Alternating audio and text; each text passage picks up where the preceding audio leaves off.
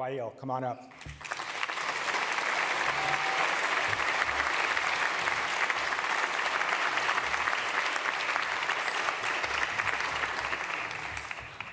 Hi, everyone.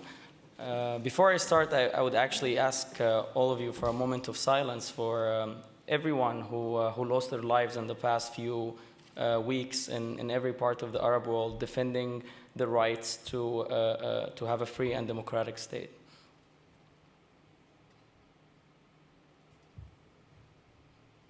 Thank you. I'm not a good public speaker.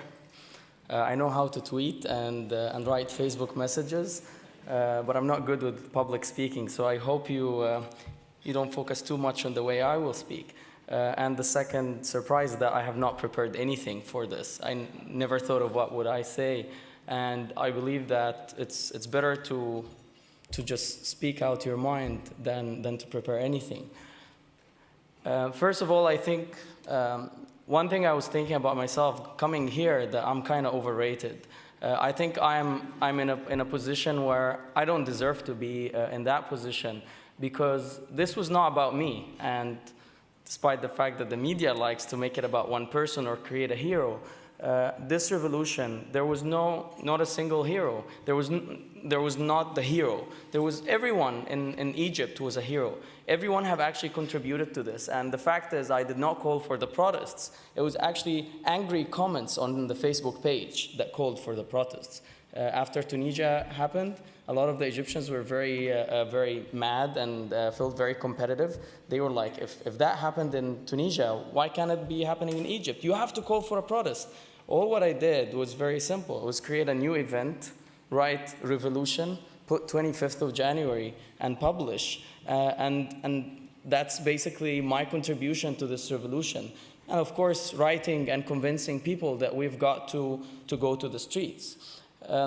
Today, I'm a proud Arab, I'm a proud Muslim, I'm a proud Egyptian, because I felt very bad in the past few years seeing the image of us being, in the whole Western world, being associated with all sort of terrorism, all the troublemaking guys. And I think today the Egyptians have proved to the world, and the Arabs as well, that we're just like everyone else. We're like we are one of you. We're looking forward to a free life. We were not happy with our dictators. In fact, we're super pissed off. And we just didn't know what to do, because we're living in a country where if you dare to speak, you're going to go to jail. And if you dare to say no, you'll find thousands of bad things that will happen to you. Randomly selection in airports is not one of them. They actually capture you and put you in jail right away. So I think what happened in Egypt and what happened in Tunisia, what's happening in Yemen, Bahrain, Syria, is just a wake-up call, the nice way to say it. I say it in other places, a slap on the face of the international community. All these politicians that thought stability is more important than democracy, and that interests are much more important than values, and that we let them have problems as far as the region is stable, let them live in misery. That kind of wake-up call, I hope all of us will get that message. Today, I think that if individuals can actually do big things for their countries using social networks and communicating with the public right away without any media outlets or brokers in the middle, I think celebrities have a bigger goal in this world now. They have a bigger responsibility. I think you guys can actually help change the world.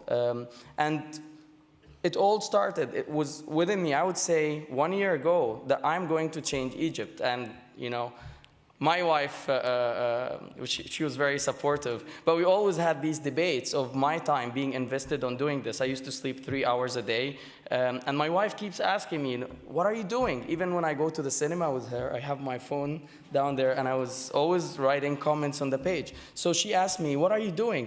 You're not gonna change the world, wake up. And I always believed that I can actually help. If every one of us starts from a belief that big thing can happen out of what they are doing, big things will happen. And thanks, of course, to technology, to the companies the ones like the one I work for, and Facebook and Twitter, access to people became much easier. Well, 1 minute remaining. So I just want to close my remarks with two messages. One, I wrote after I came out of jail. We were telling the Egyptian government, we're going to win because we don't understand your politics. We're going to win because we have a dream. And that dream is genuine. It's coming from our heart. We're going to win because our tears come from, not from our eyes, actually came from our heart. We're going to win because you're not going to be willing to defend your nightmare, and we're willing to die for our dream. The Egyptians, the Tunisians, and the rest of the people in the Arab world are proving today that the power of the people are much stronger than the people in power. Thanks, everyone.